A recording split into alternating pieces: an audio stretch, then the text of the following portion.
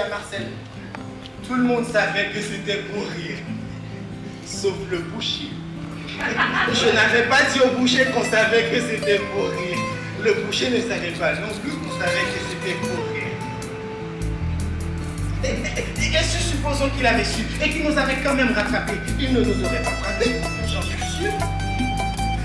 Et supposons qu'il nous avait quand même frappés, et dans la tête, ou dans l'œil, ou dans le ventre, avec ses couteaux ou ses haches, mon père n'aurait pas été content. Il m'aurait dit, c'est bien fait pour toi, ça t'apprendra. Mais il n'aurait pas été content.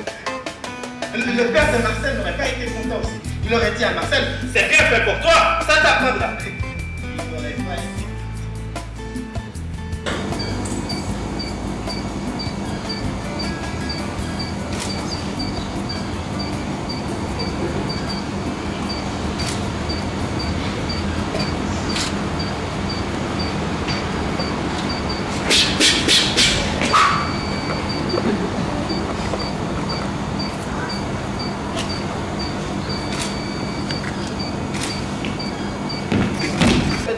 De la sœur de Marcel. La sœur de Marcel caressait le zizi du commis touché en se disant des mots gentils, mon kiki, mon coco. Il caressait tous les deux derrière la serrure. Mais d'un seul coup, le commis touché se mettait en colère. Il sautait entre les jambes de la sœur de Marcel. Il battait la bête pleine de poing de la sœur de Marcel avec son zizi. Le commis touché criait, mais la sœur de Marcel criait aussi. Avec Marcel, on n'entendait plus rien. On ne voyait plus rien non plus. On voyait seulement les grosses fesses du commis touché qui les montaient et descendaient derrière la serrure.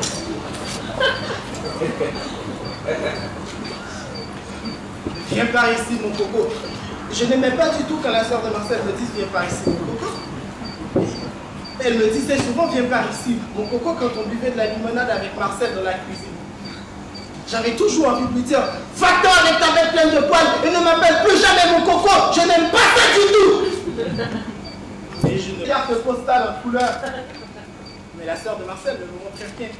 Elle montrait seulement sa bête pleine de poils et elle me dit, viens par ici mon coco et dis-moi si ce n'est pas plus beau que les cartes postales en couleur.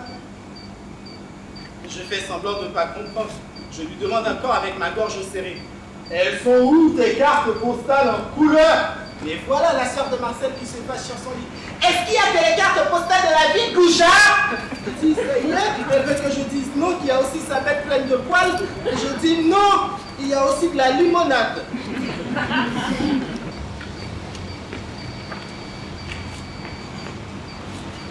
Quand on allait avec Marcel la première fois à l'école, avec la musette, on s'amusait au sable.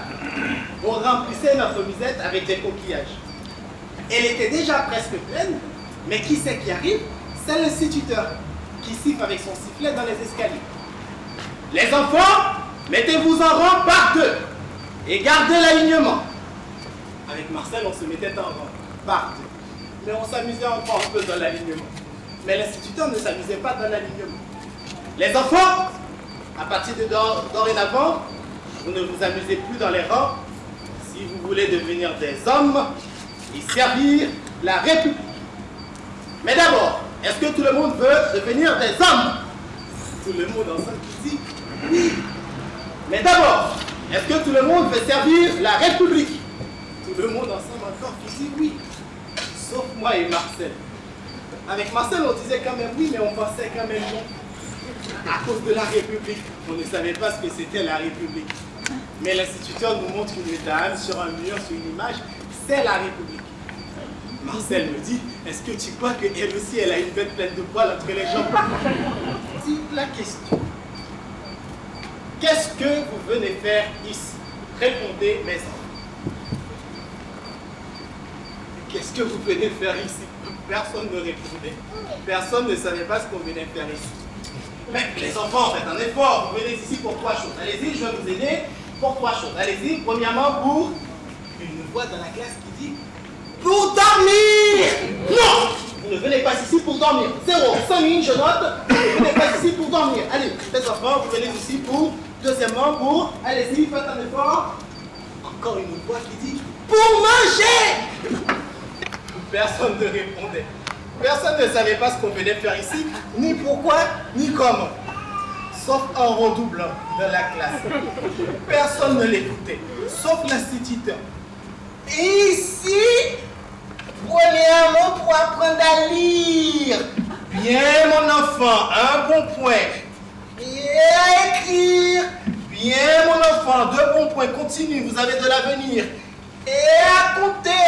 3 bons points, vous avez de l'avenir. Gardez les talons joints. Et à chanter. Non! Vous ne venez pas ici pour apprendre à chanter. Et rendez-moi mes 3 bons points. Poursuivez. L'instituteur poursuivait. Mes enfants, je vais être obligé de vous dire quelque chose qui vous ne fera pas plaisir. Et même du chagrin, je l'espère. Je comprends fort bien qu'on ne peut pas tout savoir du premier coup. Mais de là, à ne pas savoir où l'on va, et quand on y va, cela dépasse les bornes. D'ailleurs, mes enfants, je n'ai jamais rencontré des enfants aussi ignorants que vous. Je comprends fort bien qu'on ne peut pas tout savoir. D'ailleurs, le monde lui-même, si beau et si vaste, ne s'est pas créé en un seul jour. C'est connu. Mais de là, mes enfants, à ne pas savoir où l'on va, quand on y va, et surtout pourquoi on y va, cela dépasse les bornes. Je trouve que vous dépassez les bornes, mes enfants. Là, c'est 2 choses. Soit on sait où l'on va, et quand on y va, et pourquoi on y va, dans ce cas, c'est parfait. Soit on ne sait pas, et dans ce cas, pourquoi on y va. Autant rester chez soi, apprendre les... Ah, pardon, je vais dire à payer des girafes. Chez moi, il n'y a pas de girafe. Les girafes, c'est seulement aux zoo. Et même s'il y avait une girafe, on ne pouvait pas la peigner à cause de l'échelle. Il nous fallait une trop grande échelle pour peigner la girafe. Allons enfants de la patrie, les jours de plate.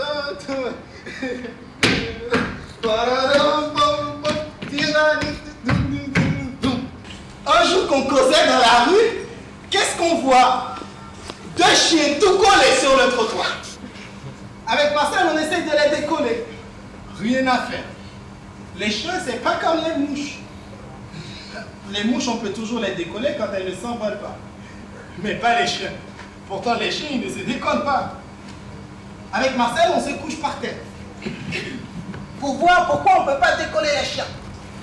Mais voilà la grand-mère de Marcel qui crie pas en dessus. Fichez-moi le camp d'ici, vaurien gangster! Avec Marcel, on ne savait pas si c'était pour nous ou si c'était pour les chiens. On se sauve en courant.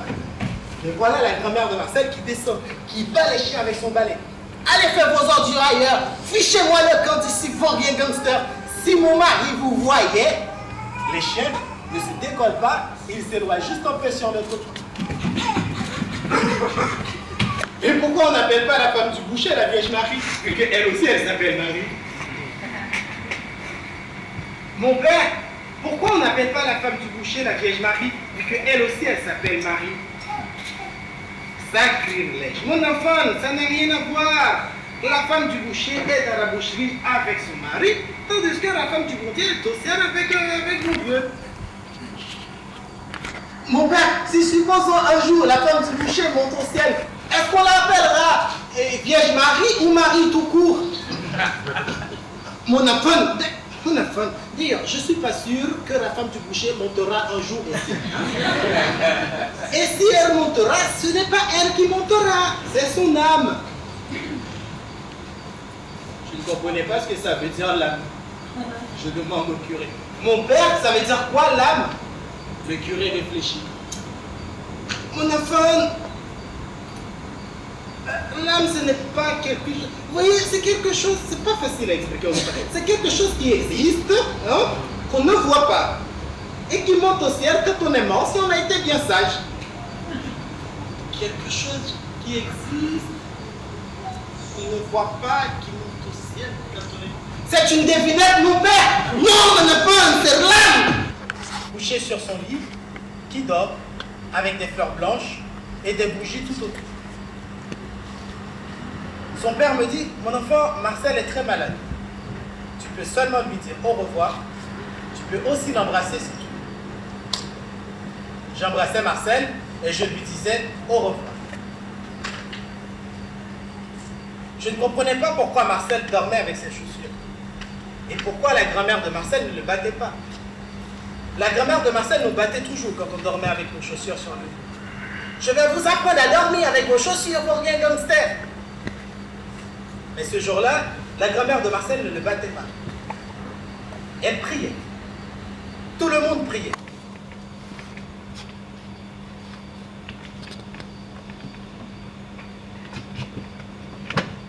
Je ne voyais plus jamais Marcel nulle part. Je le voyais seulement dans ma tête la nuit quand il me dit d'aller l'attendre dans sa chambre. Je rentre dans sa chambre. Je couche sur son lit avec des fleurs blanches tout autour et les bougies allumées. Mais voilà les casquettes qui rentrent dans ma chambre avec ma caisse. Ils veulent me mettre dans ma caisse. Ils me tirent par les têtes, par les pieds. Je m'accroche au lit, je m'accroche au lit. Mais le chef, il me fait la morale, il me dit, sois sage mon enfant, à nous Gaston. Mais je m'accroche encore plus de toutes mes forces au lit. Tout le monde me fait la morale, tout le monde me dit, oh, sois sage mon enfant, sois sage mon enfant. Le boucher dit, est-ce que ça vaudrait pas mieux de descendre d'abord de la boucherie? La grand-mère de Marcel veut me mettre son bonnet sur sa tête, sur ma tête. Ça lui tiendra chaud. La sœur de Marcel veut me mettre dans sa bête pleine de poils. Il ne prendra pas froid. Mais le chef dit attention, essayons en douceur. Est-ce que tu voudrais pas revoir Marcel? Je dis si, mais le père de Marcel dit non, Marcel est mort pour toujours. Le curé dit non, Marcel est dans la vie éternelle. Le curé et le père de Marcel ne sont pas d'accord. Ils se battent dans la chambre, ils se battent dans la chambre. Mais le chef me dit, allons retrouver Marcel, mon enfant. Je me couche aussitôt dans ma caisse et tout le monde applaudit. Mais Marcel n'est pas au fond du trou. Je suis tout seul dans le trou. Je veux rentrer chez moi. Je veux rentrer à la maison. Je veux rentrer chez moi. Je veux rentrer à la maison. Je demande à la queue de m'aider. Mais la queue ne répond pas. Je veux rentrer chez moi. Mais la queue rigole. La queue me dit, que dis-tu? Je demande à ma mère. Je dis, ma mère, aide-moi. Mais ma mère ne me répond pas. Elle me dit, c'est défendu de parler quand on est mort. Alors je crie, je parle au curé, je dis, mon père, mon père. Ma mère a dit que je suis mort. Je voudrais savoir si je suis mort, mon père. Mais le curé ne répond pas, il se penche tout simplement au bord du trou et il jette encore un peu d'eau sur ma caisse avec son zizi. Il me dit, que dis-tu, mon enfant? Je parle plus fort. Je dis, mon père, mon père, ma mère a dit que je suis mort. Je voudrais savoir si je suis dans la vie éternelle, mon père. Mais le curé ne répond pas, il jette juste encore un peu d'eau sur ma caisse. Je demande à la queue, mais la queue ne répond pas. Je pleure, je dis, est-ce que je vais bientôt revoir Marcel? Et pourquoi Marcel n'est pas au fond du trou? Est-ce que Marcel est au fond dans notre trou? Dis-moi. Est-ce que je referai la course avec les bouchoirs avec Marcel?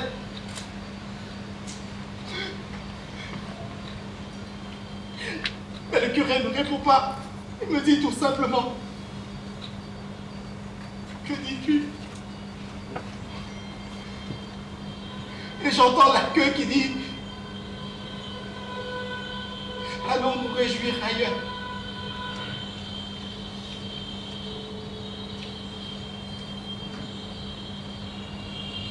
Je ne voyais plus rien. Je ne voyais plus rien à cause de Gaston qui jetait de la terre sur ma caisse. Je n'entends plus rien non plus. De loin, je peux seulement entendre la queue qui rigole et qui s'en va. Et qui me dit, comment répondre, mon enfant?